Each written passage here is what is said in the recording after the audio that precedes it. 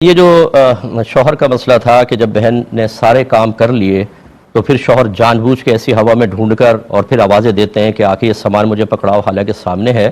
تو یاد رکھیں کہ شوہر کی اطاعت، پہلے تو میں عرض کر دوں کہ جو شوہر کا کہنا ماننا واجب کہا جاتا ہے، یہ صرف جسمانی تعلق کے اعتبار سے ہے کہ نبی کریم صلی اللہ علیہ وسلم نے ارشاد فرمایا کہ جب شوہر اپنی زوجہ کو جسمانی تعلق کے لیے بلائے اور شوہر اس کا اور بیوی اس کا انکار کرے تو اس عورت پر ساری رات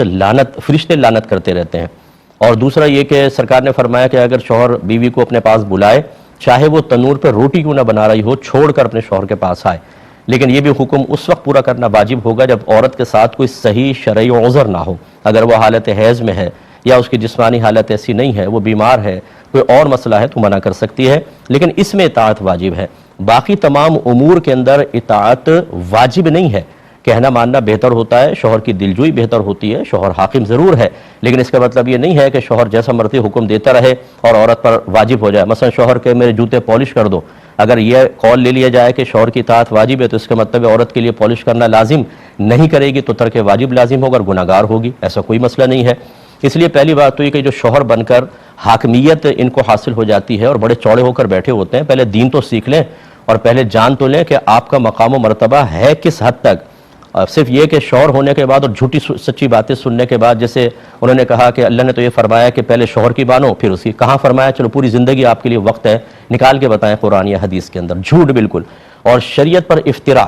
یہ میں آپ کو بارہا کہہ چکا ہوں کہ جب کوئی یہ دعویٰ کرتا ہے کہ ہماری شریعت میں ایسا ہے، یا معاذ اللہ منہ بھر کر جھوٹ بولتے ہیں کہ اللہ نے فرمایا، اس کے رسول نے فرمایا، تو یاد رکھیں یہ سب صورتوں میں آپ اللہ اس کے رسول کی طرف جھوٹ منسوب کر رہے ہیں اور یہ حرام اور گناہ کبیرہ ہے۔ تو میں اپنے سوال کو کمپلیٹ کرتا ہوں لیکن ایک مختصر سے بریک کے بعد۔ بسم اللہ الرحمن الرحیم۔ تو آپ کی خدمت میں ذکر کر رہے تھے کہ یہ شوہر کا یہ دعویٰ کرنا کہ اللہ نے تو یہ فرمایا ہے کہ اگر شوہر بلائے تو سب کام چھوڑ کر پہلے شوہر کی مانو، بالکل جھوٹ ہے، شریعت پہ افتراء ہے،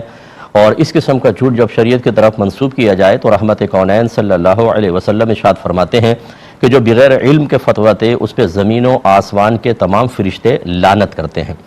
دوسری بات یہ ہے کہ جب بیوی تمام کام کرنے کے بعد فرض نماز شروع کر لے تو پھر چاہے شوہر لاکھ آوازیں دے، وہ بالکل اپنی نماز جاری رکھے گی، درمیان میں کوئی نماز نہیں توڑے گی۔ ہاں، اگر نفل نماز پڑھ رہی تھی فرض کر لے اور شوہر کو معلوم نہیں ہے کہ وہ نفل پڑھ رہی ہے اور آواز دے تو پھر اس کے لیے ہوگا کہ وہ توڑ کر اب شوہر کے بات کی جواب دے سکتی ہے، اور اگر بتا کے وہ نوافل شروع کی جیسے کہ آپ نے صورتحال بتائی تو اس میں پھر نماز ختم کرنے کے بعد، اور جبکہ اب اس کو آپ کو ان کی عادت بھی منکشف ہو چکی ہے کہ خواہ زبردستی بلاتے ہیں، تو ایسے شوہر کو اگر آپ بتائیں گے نا، میرے کلپ سنائیں گی، وہ مجھے بھی چند باتیں سنا دیں گے، کیونکہ ایگو ہمارے اندر اتنا زیادہ ہے کہ ہمیں بری موت آ جائے، عذابات قبر ہو جائیں، میدان معاشر میں اللہ ذلیل و رسوا کر دے، جہنم میں ڈال دیں، لیکن اصلاح قبول نہیں کرنی۔ عالم کو بھی 10 باتیں سنانی ہے تاکہ اندر کا ہمارا شیطان اور نفس راضی رہے اور اس کو بڑائی کا احساس قائم رہے۔ بہرحال سنا دے، شاید اللہ تعالیٰ ان کو ہدایت دے دے کہ اچھی طرح یاد رکھیں کہ آپ کا اس طریقے سے نماز میں زوجہ کو ڈسٹرب کرنا یہ ایک بہت بڑا شیطانی عمل ہے،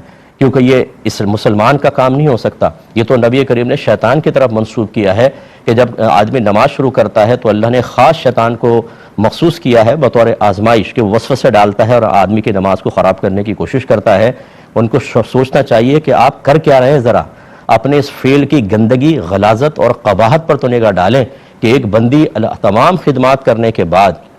اللہ کی بارگاہ میں کھڑی ہو اور آپ چاہتے ہیں وہ اللہ کی بارگاہ سے ہٹ کر آپ جیسے شخص کی طرف متوجہ ہو جائے اور آپ کی اوٹ پٹانگ باتیں مانیں، تو اس کا مطلب ہے کہ آپ تو اسلام کی بھی دشمن ہوئے، عبادات کے دشمن ہوئے، آپ حزب اللہ سے تو نکل گئے باہر، آپ حزب الشیطان میں داخل ہو گئے کہ گویا کہ شیطان آپ کو استعمال کر رہا ہے کہ اس کو سکون سے نماز نہ پڑھنے دے۔ آپ نے کہا لبیک باس، بے فکر رہو، ابھی دیکھو تمہیں تو آنے کی ضرورت نہیں، اپنا چیلا بھی ہٹا لو، میں ہوں نا یہاں پہ اس گھر کے اندر موجود کہ میں بیوی کی نماز خراب کروں۔ اللہ تعالیٰ سمجھنے کی توفیق عطا فرمائے۔ بہرحال